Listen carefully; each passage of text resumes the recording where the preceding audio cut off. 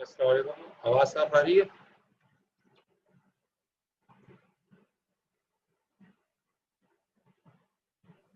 जी sir, आ रही है।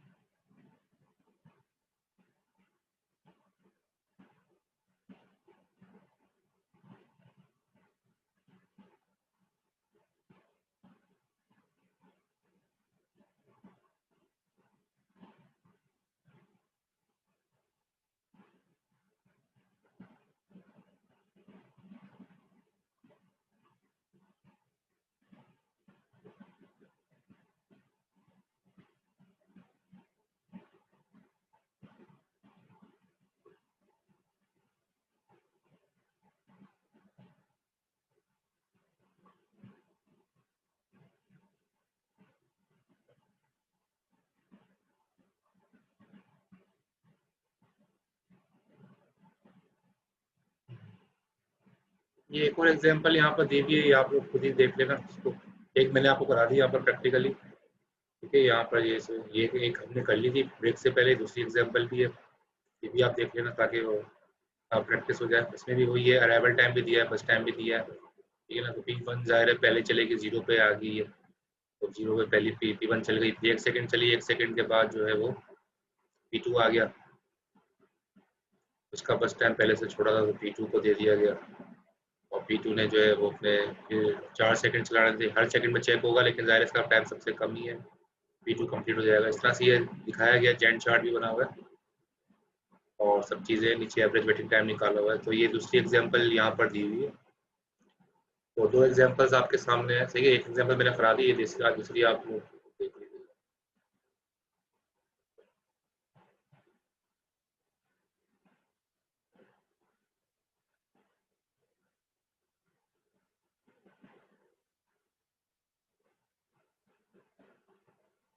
Attendance में आखिर में लूँगा 3:15 बजे, थोड़ा सा डिले करके लेता हूँ। ऐसे अटेंडेंस अभी लेने का तो मैंने अभी कहा था, चलो अभी ले लेता हूँ अटेंडेंस।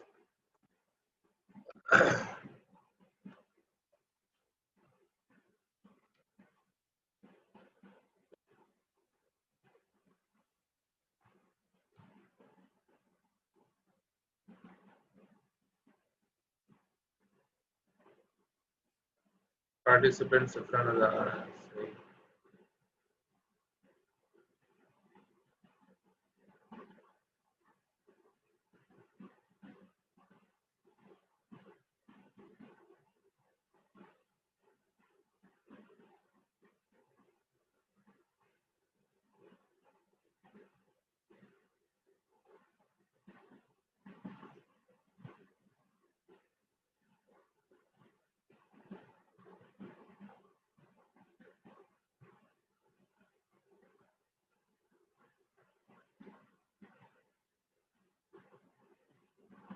अच्छा ये अटेंडेंस देते हैं। मोहम्मद अम्मार तो नहीं है मेरे ख्याल में। है मोहम्मद अम्मार? मोहम्मद अम्मार नहीं है। नबील राशिद, नबील राशिद, नबील रशीद है, नबील राशिद है, नबील राशिद नहीं है। अच्छा,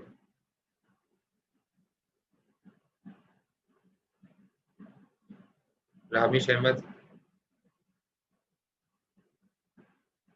रामिश, प्रेजेंट सर।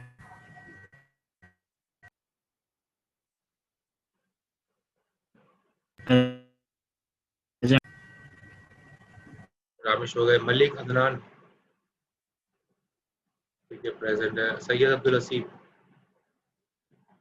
प्रेजेंट है। ओके। मोहम्मद सुलेमान खान तो इन्होंने छोड़ दिया है।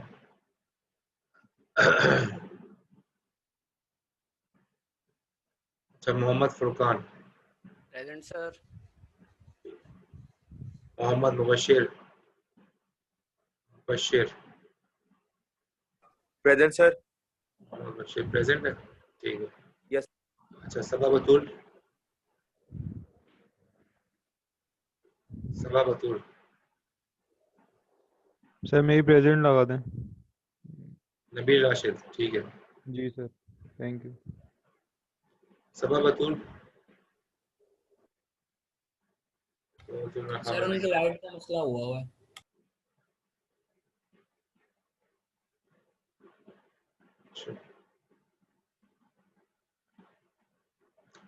और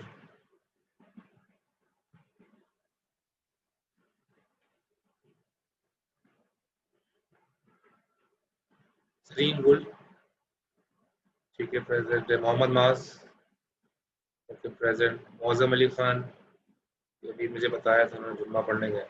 सर आसिम को सर इन कर लें सर, किसको? आसिम रिजवान। नहीं, कोई वेटिंग में कोई भी नहीं है। आसिम रिजवान तो आ गए ना, उन्होंने लगा दिया डेट। अच्छा, ये जो है मौजम अली खान है, मौजम मौजम आ गए, ठीक है। अच्छा, मोहम्मद हसन सुहेल, ठीक है, प्रेजेंट है। मोहम्मद इबाद प्रेजेंट है। आसिम रिजवान, आसिम रिजवान आसिम रिजवान तो है, सही है। मोहम्मद शाजिब जाफरी, ठीक है, प्रेजेंट है। सैयद मोहम्मद हुसैन, ठीक है, सही। मोहम्मद हुसैन है, ठीक है, प्रेजेंट है। मोहम्मद बिलाल मोहम्मद बिलाल प्रेजेंट है। हम्माद अब्दुल बारी,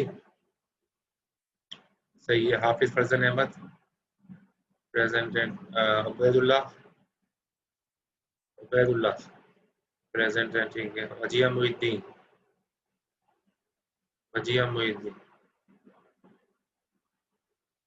नहीं है।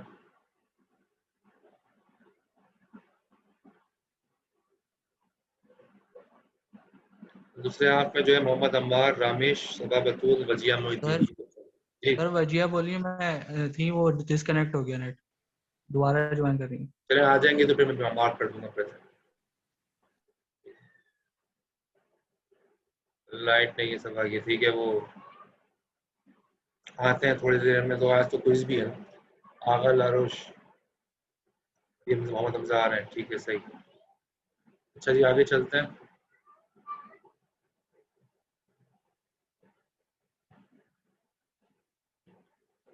मोहम्मद हमजा, आगा लारोश को प्रेजेंट लगा दी।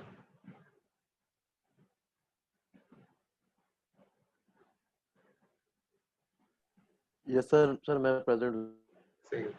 सर आ गया। अच्छा जी, प्रायोरिटी स्केड्यूलिंग आगे चल रहा है, लेक्चर कंटिन्यू कर रहे हैं। तो ये हमने ब्रेक से पहले दूसरी एग्जांपल यही आप लोग खुद देख लीजिएगा, ठीक है। इसका जेंट चार्ट भी बना हुआ है नीचे, वही है, shortest remaining time first. Priority scheduling जो है वो प्रायोरिटी स्केड्यूलिंग एक और एक टेक्निक है स्केड्यूलिंग की, प्रायोरिटी स्केड्यूलिंग। इसमें ना हर प्रोसेस को एक प्रायोरिटी नंबर असाइन कर दिया जाता है, और यहाँ पर लिखा है a process number integer is associated with each process, the CPU is allocated the process with the highest priority, ठीक है। जिस प्रोसेस की प्रायोरिटी सबसे पहले हाईएस्ट होती है उसको सबसे पहले चलाता है, यानी कि स्मॉलेस्ट जो सबसे नंबर छोटा होगा उसकी प्रायोरिटी सबसे हाईएस्ट होगी, ठीक है। तो सबसे छोटा नंबर होगा हाईएस्ट प्रायोरिटी। जैसे आप देखते भी हो लास्ट में कोई फर्स्ट पोजीशन आता है तो उसका नंबर तो सबसे छोटा है पहला, लेकिन प्रायोरिटी हाई है, सबसे पहली पोजीशन होती है। सेकंड पोजीशन वाले का नंबर बढ़ गया है, 1 से 2 हो गया, नंबर तो बढ़ गया लेकिन प्रायोरिटी कम हो गई। थर्ड पोजीशन वाले की प्रायोरिटी और कम हो गई। तो नंबर जिसका जितना छोटा होगा स्मॉलेस्ट इंटीजर की प्रायोरिटी हाईएस्ट होगी, ठीक है। तो यहाँ पर ये बात की गई और ये चीज़ हमने समझ ली है। प्रीएम्प्टिव प्रायोरिटी स्केड्यूलिंग के अंदर प्रीएम्प्टिव भी होती है और नॉन प्रीएम्प्टिव स्केड्यूलिंग भी होती है, दोनों होती है, ठीक है। तो शॉर्टेस्ट जॉब फर्स्ट जो अभी हमने थोड़ी देर पहले देखा था वो प्रायोरिटी स्केड्यूलिंग था, क्योंकि उसमें हमने प्रायोरिटी का क्या क्राइटेरिया सेट किया था शॉर्टेज जॉब फर्स्ट में, कि जो जॉब सबसे छोटी होगी उसको पहले चलाया जाएगा, तो जो छोटी जॉब होगी उसका प्रायोरिटी हाई होगी, तो वो भी एक तरह से प्रायोरिटी स्केड्यूलिंग थी। तो छोटी जॉब वाली जो सबसे छोटा नंबर था वो सबसे हाईएस्ट प्रायोरिटी उसकी थी। ठीक है, तो प्रॉब्लम क्या है? स्टारवेशन। शॉर्टेज जॉब फर्स्ट के अंदर एक प्रॉब्लम आता है स्टारवेशन का। स्टारवेशन का मतलब क्या है? क्योंकि शॉर्टेज जॉब फर्स्ट तो हमेशा वही जॉब चलाता है, वही प्रोसेस चलाता है जो जॉब सबसे छोटी है। जो प्रोसेस सबसे छोटा है वही सबसे पहले चलता है। तो अगर छोटे प्रोसेस मुसलसल आते रहे और बड़े प्रोसेस शुरू में आया था लेकिन वो वेट कर रहा है क्योंकि उसकी बारी नहीं आ पा रही, शॉर्टेज जो शॉर्टर लेंथ के प्रोसेस है वो मुसलसल आए जा रहे हैं, तो उससे प्रॉब्लम होता है स्टारवेशन। स्टारवेशन किसे कहते हैं? लो प्रायोरिटी प्रोसेस में नेवर एग्जीक्यूट। अब चूंकि छोटे छोटे प्रोसेस आए जा रहे हैं तो वो छोटे जॉब फर्स्ट में, तो जो बड़ी जॉब है जिसका जाहिर है प्रायोरिटी नंबर ज़्यादा होगा, अब वो बड़ी जॉब है, अब वो नहीं चल पाएगी क्योंकि छोटी जॉब्स आती जा रही है। ये प्रॉब्लम होती है शॉर्टेज जॉब फर्स्ट में कि बड़ी जॉब को चलने का मौका नहीं मिल पाएगा अगर सारी छोटी जॉब्स ही आती जा रही है मुसलसल, तो बड़ी जॉब मुसलसल पेंडिंग में रहेगी। इसलिए उस चीज उस पेंडिंग को कहते हैं स्टारवेशन। कहेंगे वो जॉब स्टारवेशन में चली गई, चल नहीं पा रही। ठीक है, उसका सॉल्यूशन क्या है? एजिंग। एजिंग जो है वो एजिंग का मतलब क्या है? एजिंग का मतलब ये है कि जैसे जैसे जैसे जैसे टाइम गुजरता जाएगा, as the time progresses increases the priority of the process. जैसे जैसे टाइम बढ़ता जाएगा, टाइम जो है इंक्रीज होता जाएगा, वैसे वैसे जॉब की प्रायोरिटी को इंक्रीज करते करते जाएंगे। जॉब की प्रायोरिटी इंक्रीज होती जाएगी जैसे जैसे टाइम बढ़ता जाएगा। यानी कि थोड़ी देर गुजर गई, एक जॉब थी फॉर एग्जांपल, उसका टाइम था 10। ठीक है, 10 उसका टाइम था। अब काफ़ी अब ये मुख्तलिफ जॉब्स आ रही थी जिनका बस टाइम 2 था, किसी का 3 था, किसी का 1 था, किसी का 5 था, किसी का 4 था। अब जाहिर है यही चलती रहेंगी जॉब्स क्योंकि ये सब 10 से छोटी हैं। थोड़ी देर गुजरेगी, फॉर एग्जांपल 2 सेकंड, 3 सेकंड गुजर गए, 5 सेकंड गुजर गए। अब वो देख रहा है 5 सेकंड गुजर चुके हैं और अभी तक ये पेंडिंग में है, इसका 1 सेकंड भी नहीं चला जिसका 10 सेकंड था।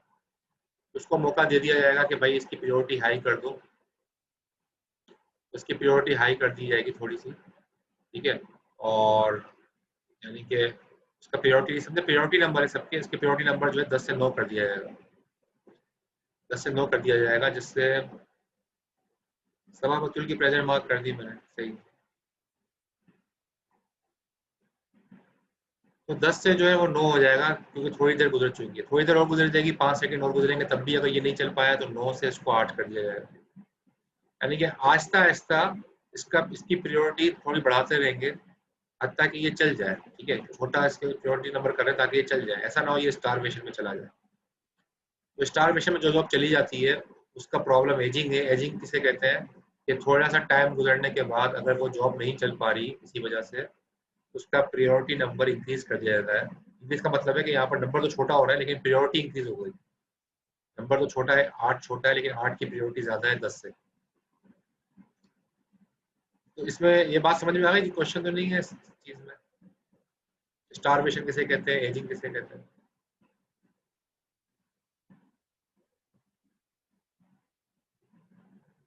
क्लियर है?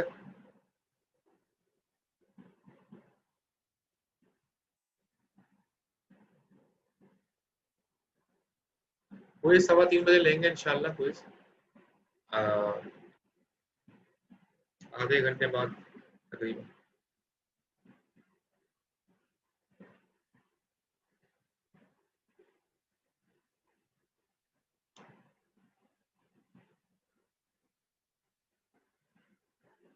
अच्छा यहाँ देखो आप, ये जेंट चार्ट बना हुआ है प्रायोरिटी स्केजुलिंग का। ठीक है, यहाँ पर प्रोसेस दिए हुए हैं, ये प्रोसेस दिए हुए हैं P1, P2, P3, P4, P5। ये इनके बस टाइम है। P1 का बस टाइम 10 है, P2 का 1 है, P3 का 2 है, P4 का 1 है, P5 का 5 है। प्रायोरिटी भी दी हुई है, सही है सबकी। प्रायोरिटी नंबर जो है 3 है, P1 का, P2 का 1 है। अब सबसे हाईएस्ट प्रायोरिटी बताएं किस प्रोसेस की है? ये प्रोसेस है P1, P2, P3, P4, P5, सबसे हाईएस्ट प्रायोरिटी कौन से प्रोसेस की?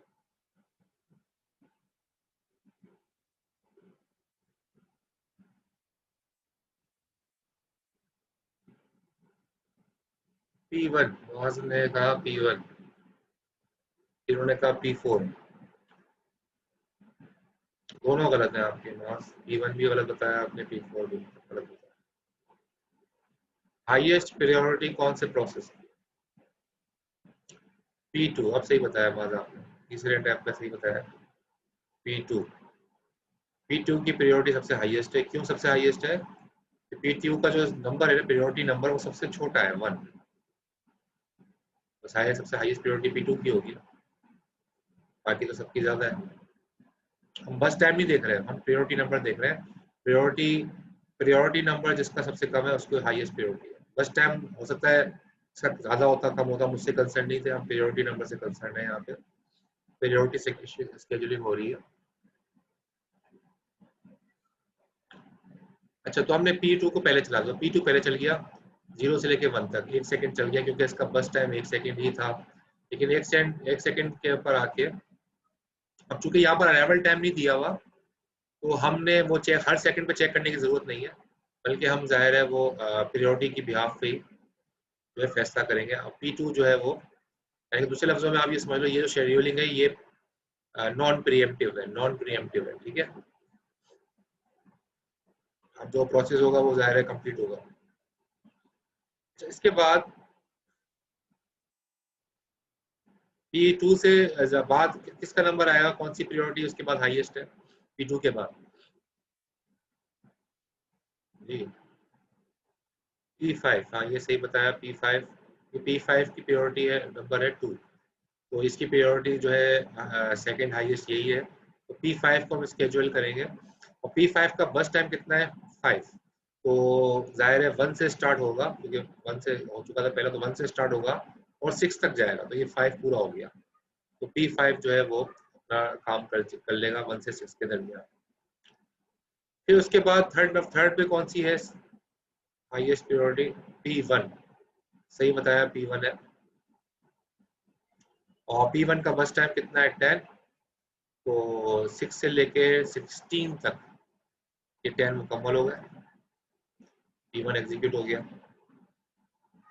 इसके बाद हाईएस्ट प्रायोरिटी किसकी है? ये P सारे हो चुके हैं, P1 भी हो चुका है। इसके बाद है P3 की प्रायोरिटी हाई है, हाईएस्ट है। उसके बाद हाँ सही है, ये 4 है, ठीक है। 3 से बड़ा 4 है, तो ये P3 की बारी आएगी। और P3 का बस टाइम 2 सेकंड है, तो 16 से 18 2 सेकंड चल गया P3। और उसके बाद लास्ट में जाहिर एक ही प्रोसेस बचा है, P4। प्रायोरिटी हाँ सबसे कम है, P5 प्रायोरिटी सबसे कम प्रायोरिटी है। इसको कहेंगे सबसे कम प्रायोरिटी। नंबर जितना बड़ा होगा प्रायोरिटी उतनी कम होगी।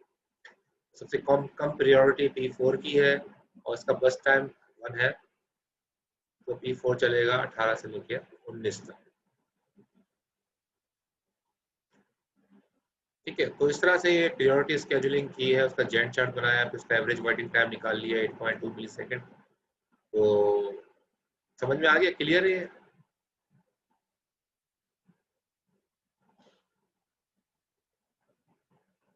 ठीक,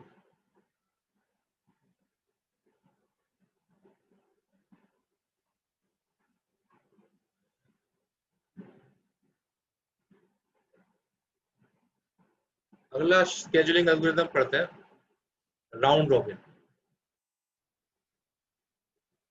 राउंड रॉबिन एल्गोरिथम में कॉन्सेप्ट होता है टाइम क्वांटम का, यानी कि समझो ये बिल्कुल फीफो ही है जो हमने पहले देखा था, FIFO, first in first out. जो प्रोसेस पहले आ रहा था वो पहले चल रहा था, जो बाद में आ रहा था। चल, आप लोगों ने लैब की है इसकी, ठीक है, फिर तो आपको सारी चीजें समझ में आएंगी इसकी।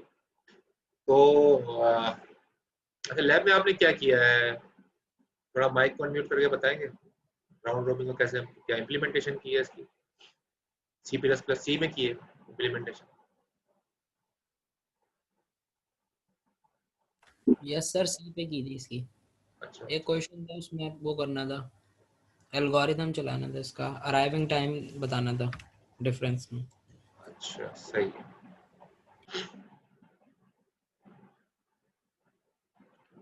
तो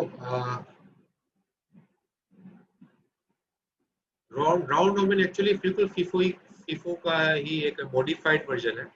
ये फीफो में होता क्या है कि वो पहली जॉब आएगी पहले चलेगी, ठीक है, तो जो जॉब बाद में आएगी जाहिर है वो बाद में चलेगी। लेकिन उसमें मसला क्या था, जो प्रॉब्लम था ना इसके अंदर, मैं आपको दे जाता हूँ पिछली स्लाइड में, आखिरी जो फीफो का हमने किया था, फीफो ये रहा first come first serve, FCFS का फीफो को एक ही बात है।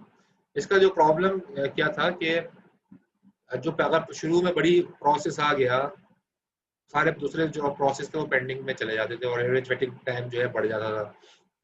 तो जब तक बड़ा प्रोसेस कंप्लीट नहीं होगा वो छोटे सारे इंतजार करते रहेंगे। ये इसका प्रॉब्लम था। इस प्रॉब्लम को सॉल्व कैसे किया गया? राउंड रॉबिन ने इसको सॉल्व किया।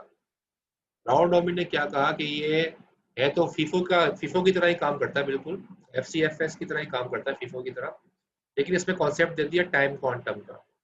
यानी कि टाइम, थोड़ा सा टाइम चलेगा हर प्रोसेस और उसके बाद जब उसका टाइम एक्सपायर हो जाएगा तो दूसरा प्रोसेस चलेगा। यहाँ पर जैसे आप लिखा हुआ है, each process gets a small unit of CPU time quantum, usually 10 to 100 millisecond, 10 से 100 मिलीसेकंड के दरमियान टाइम क्वांटम की वैल्यू तकरीबन होती है। After this time has elapsed, जब वो टाइम गुजर जाता है, द प्रोसेस इज प्रीएम्प्टेड, वो प्रोसेस उससे ले लिया जाता है and added to the end of the ready queue, और रेडी क्यू के अंदर लगा दिया जाता है कि अब दोबारा उसकी बारी आएगी जब वो उसका नंबर आएगा। ठीक है, यानी कि अगर मैं आपको यहाँ पर समझाऊं, ये प्रोसेस P1 है, एक प्रोसेस P1 है, एक प्रोसेस फॉर एग्जांपल P2 है, एक प्रोसेस फॉर एग्जांपल P3 है। ठीक है, ये तीन प्रोसेस है। और अब वो P1 का फॉर एग्जांपल P1 हर एक को तो थोड़ा थोड़ा देर देगा। फॉर एग्जांपल टाइम क्वांटम जो है फॉर एग्जांपल 3 मिली सेकेंड है, तो 3 मिली सेकेंड ये चलेगा। हालांकि इसका बस टाइम था 20 सेकेंड, 20 सेकेंड इसको चलना था। ठीक है, इसको फॉर एग्जांपल 40 सेकेंड चलना था, इसको फॉर एग्जांपल 30 सेकेंड चलना था। टोटल चलने का टाइम ये है, जो ऊपर बस टाइम दिया हुआ है 20-40-30, ये इसका बस टाइम है। लेकिन ये 3 मिली सेकेंड चलेगा और 3 सेकेंड, जब मैं यहाँ सेकंड कह रहा हूँ तो 3 सेकेंड चलेगा, तो फिर उसके बाद उसको हटा दिया जाएगा और फिर P2 की बारी आ जाएगी, P2 चलना शुरू हो जाएगा। ये रुक जाएगा, 3 सेकेंड चलने का मतलब है ये 17 तक हो जाएगा। अब ये रुक जाएगा, P1 17 पे रुक जाएगा क्योंकि दूसरे की बारी आ जाएगी। फिर ये 3 सेकेंड चलेगा, ये 40 का था, 40 में से 3 चल गया तो कितने बचे? 37। फिर इसकी बारी खत्म हो जाएगी, फिर तीसरे की बारी आ जाएगी, ये भी 3 सेकेंड चलेगा। सबको एक जैसा टाइम दे रहा है। इस टाइम को, जो नीचे मैंने लिखा है ना 3-3, इस टाइम को कहते हैं टाइम क्वांटम। ठीक है, ये कुछ भी हो सकता है, तो सारे प्रोसेस के लिए फिक्स होगा। अब यहाँ पर हमने 3 लिया है तो सबकी वैल्यू 3 चल रही है। तो ये 30 था, 30 का 3 चलेगा तो कितना हो जाएगा? 27। फिर दोबारा पहले की बारी आ जाएगी, घूम के दोबारा पहले नंबर पे जो पहला वाला है वो आ जाएगा। P1 की दोबारा बारी आ जाएगी, फिर ये 3 सेकेंड चलेगा, 17 से कितना हो जाएगा? 14। फिर 3 सेकेंड इसकी बारी आ जाएगी, फिर 3 सेकेंड चलेगा, 34 हो जाएगा 37 से। फिर 3 सेकेंड के बाद इसकी बारी आ जाएगी। ये बात क्लियर हो गई? राउंड रॉबिन आपको समझ में आ गया होगा ये किस तरीके से काम करता है। इसका काम करने का तरीका ये है कि फिक्स टाइम स्लॉट सबको दे दी जाती है, और ये आपने लैब में भी किया है, तो ये चीज़ आपको क्लियर हो गई होगी कि तो इससे फायदा ये होगा कि राउंड रॉबिन से कि वो प्रोसेस जिसकी लेंथ सबसे ज्यादा है वो कभी पेंडिंग में नहीं रहेगा, या यूं समझ लो छोटे प्रोसेस पेंडिंग में नहीं रहेंगे, क्योंकि छोटे प्रोसेस का नंबर आ जाएगा। बड़ा प्रोसेस शुरू में आ भी गया तब भी छोटे प्रोसेस का नंबर आ जाएगा हर 3 सेकेंड के बाद, क्योंकि उसको रोक के दूसरा प्रोसेस चला दिया जाता है। तो वो जो प्रॉब्लम था ना कॉन्वाय इफेक्ट वाला जो प्रॉब्लम था कि बड़ा प्रोसेस चल नहीं पा रहा, नहीं, कॉन्वाय इफेक्ट का मतलब है छोटे प्रोसेस चल नहीं पा रहे क्योंकि बड़ा प्रोसेस शुरू में आ गया, छोटे प्रोसेस पे वेटिंग में चले गए, तो कॉन्वाय इफेक्ट पैदा नहीं होगा फर्स्ट कम फर्स्ट सर्व में। तो यूं दूसरे लफ्जों में हम ये कह सकते हैं कि जो फर्स्ट कम फर्स्ट सर्व का जो डिसएडवांटेज है उसको राउंड रॉबिन ने ओवरकम किया है। क्लियर है?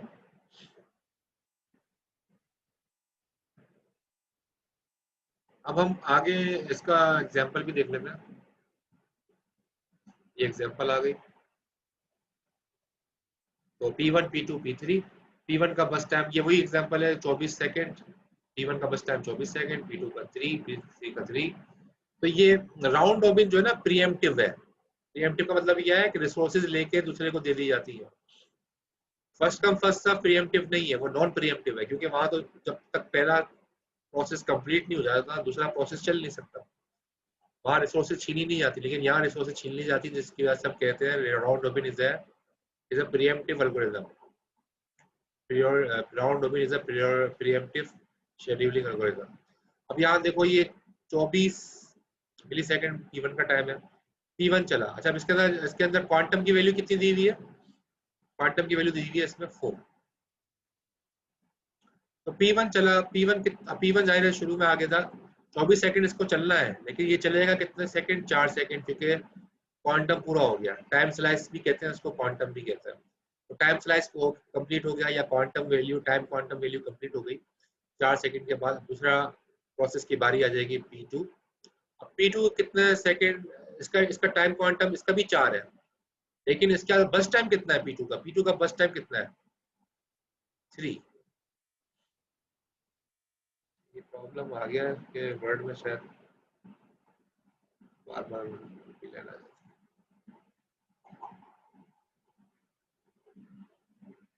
तो P2 का जो है बस टाइम 3 है, लेकिन क्वांटम की वैल्यू 4 है। तो ये चलेगा कितना? ये 3 सेकंड ही चलेगा। जाहिर 3 सेकंड से ज्यादा चलनी इसलिए नहीं चलेगा क्योंकि ये कंप्लीट हो जाएगा, 3 सेकंड के बाद ये कंप्लीट हो जाएगा। तो यहाँ पर ये कंप्लीट हो गया, P2 जो है वो यहाँ पर कंप्लीट हो गया, P2 यहाँ कंप्लीट हो गया। यानी कि ये दूसरे लफ्जों में यह कहेंगे हम यहाँ पर अब P2 दोबारा नहीं चलेगा, P2 की दोबारा बारी नहीं आएगी, ठीक है? क्योंकि P2 3 सेकंड का था, उसको 3 सेकंड 4 सेकंड चलना था, लेकिन 3 सेकंड में कंप्लीट हो गया।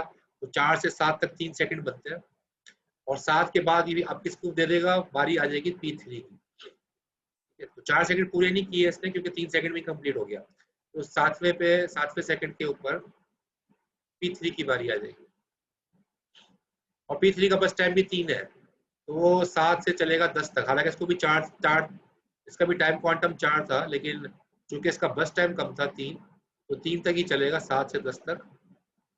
और इस सूरत में ये प्रोसेस भी P3 भी जो है वो कंप्लीट हो जाएगा। तो P3 भी कंप्लीट हो गया, तो बचा गया सिर्फ एक प्रोसेस बचा आपका पास, वो है P1 बचा। ठीक है, तो जब जाहिर है P1 बचा, तो लेकिन चलेगा ये भी टुकड़ों में ही, जैसे 4-4 सेकंड के टुकड़ों में, 10 से 14 तक, क्योंकि जाहिर है 4 सेकंड ही हुए थे, तो 20 सेकंड अभी बाकी है, फिर 24 का था ना ये। तो 4 सेकंड शुरू में चला था, फिर इससे रिसोर्स प्रीएम्प्ट कर ली थी। अब दोबारा इसकी टर्न आई है, क्योंकि P1 P2 P3 के बाद दोबारा P1 चलेगा। P1 की अब दोबारा टर्न आई है, और इस टर्न के ऊपर अब ये दोबारा से 4 सेकंड चलेगा, तो 10 से 14 हो गया। फिर दोबारा 4 सेकंड चलेगा, 14 से 18, फिर दोबारा 4 सेकंड चलेगा, 18 से 22, फिर 4 सेकंड 26, फिर 4 सेकंड 30, और यहाँ जाके जो है ये प्रोसेस कंप्लीट हो जाए। तो ये एक्चुअली बस इसका नॉर्मल जो आपने किया भी है, जाहिर है प्रैक्टिकल, तो जाहिर है क्लियर भी हो गई चीज।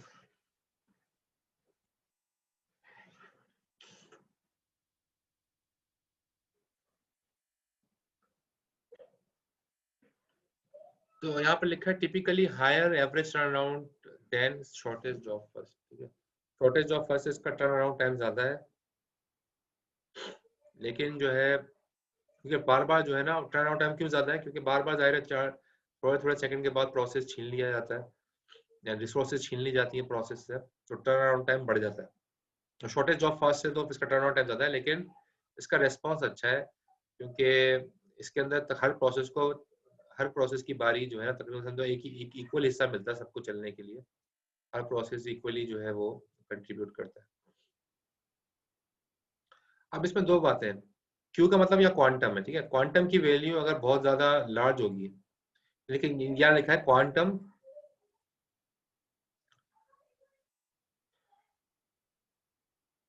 Q should be large compared to context switch time। जो context switch time है, यानी कि एक प्रोसेस से दूसरे प्रोसेस को जो लोड किया जाता है, उससे कम से कम क्वांटम की वैल्यू बड़ी होनी चाहिए। ठीक है, और लेकिन क्वांटम की वैल्यू बहुत बड़ी भी नहीं होनी चाहिए, क्योंकि बहुत बड़ी क्वांटम की वैल्यू होगी फिर तो ये तकरीबन फर्स्ट कम फर्स्ट सर्व ही बन जाएगा।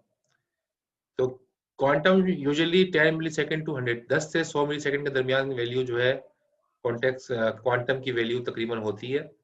कॉन्टेक्स्ट स्विचिंग की वैल्यू जो है वो 10 माइक्रो सेकेंड से कम होती है, 10 माइक्रो सेकेंड। अच्छा ये एक बात बता दूं, ये मिली सेकेंड और माइक्रो सेकेंड का फर्क पता है ना आपको? एक सेकेंड का 1000वां हिस्सा होता है मिली सेकेंड। एक सेकेंड का जो 1000 होता है, 1000वां हिस्सा होता है, वो होता है 1 मिली सेकेंड। और जो है माइक्रो सेकेंड इसे कहते हैं, ये 1 मिली सेकेंड का 1000वां हिस्सा होता है। ठीक है, माइक्रो सेकेंड 1 मिली सेकेंड का 1000वां हिस्सा, मिली सेकेंड 1 सेकेंड का 1000वां हिस्सा, माइक्रो सेकेंड 1 मिली सेकेंड का 1000वां हिस्सा। तो बहुत ही छोटा होता है माइक्रो, यानी कि 1000वें का 1000वां हिस्सा हो गया ना, सेकेंड के 1000वें का 1000वां हिस्सा हो गया ये माइक्रो सेकेंड। ठीक है, तो ये बहुत क्वांटम स्विच से जो है ना 10 माइक्रो सेकेंड छोटा होता है, और जाहिर है क्वांटम की वैल्यू, क्वांटम टाइम की वैल्यू जो होती है टाइम स्लाइस की, वो कॉन्टेक्स्ट स्विचिंग टाइम से बड़ी होती है।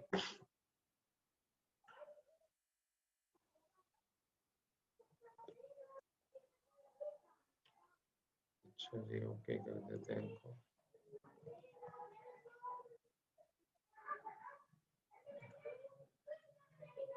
आगे बढ़िए, ये कर लेते हैं। अच्छा जी आगे चले। अब ये देखो आप, यहाँ दिखाया है थोड़ा सा रिलेशनशिप क्वांटम की और कॉन्टेक्स्ट स्विचिंग की। तो प्रोसेस टाइम दिखाया 10, ठीक है, तो 0 से लेकर 10 तक ये प्रोसेस का टाइम है। और अगर क्वांटम की वैल्यू 12 है तो कॉन्टेक्स्ट स्विचिंग तो होगी ही नहीं ना। कॉन्टेक्स्ट स्विचिंग कहते हैं एक जॉब को प्रोसेस से लेके, एक सीपीयू एक प्रोसेस से लेके दूसरे प्रोसेस को देना।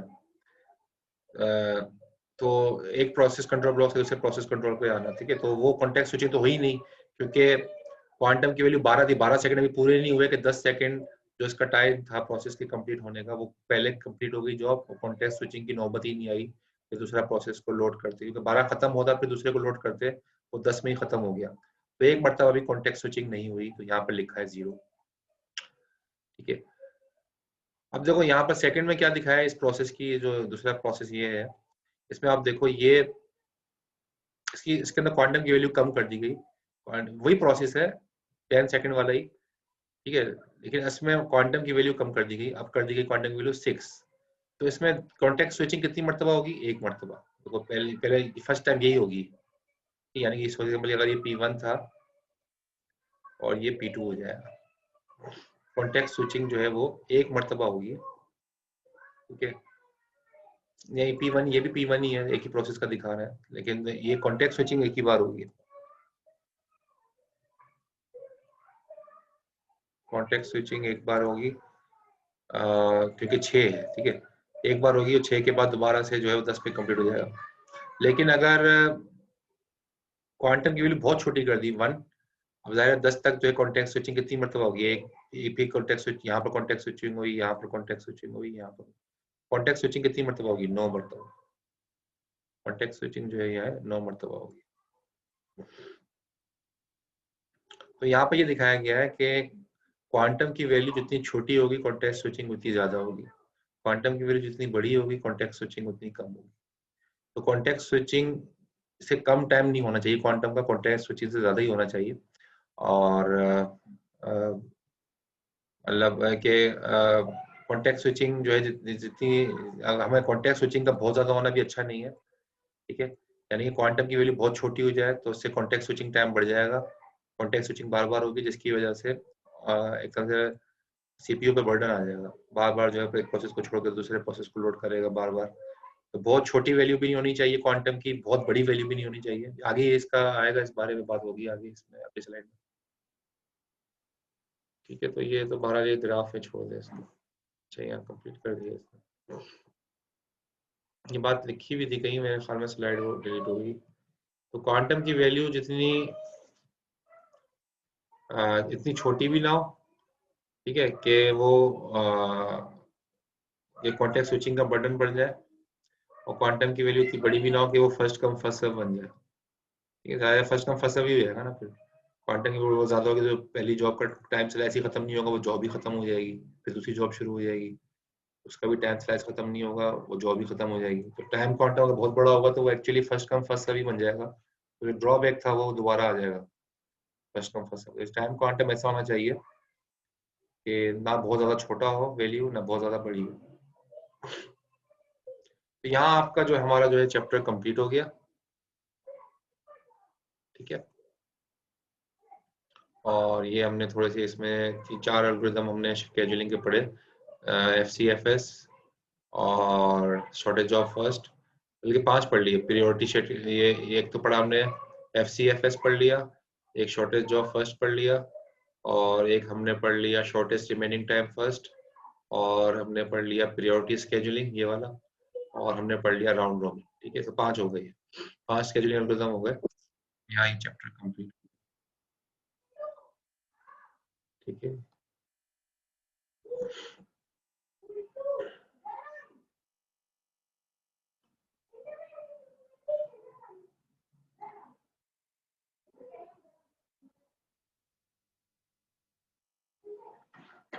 अच्छा जी, अब अगला चैप्टर स्टार्ट करते हैं।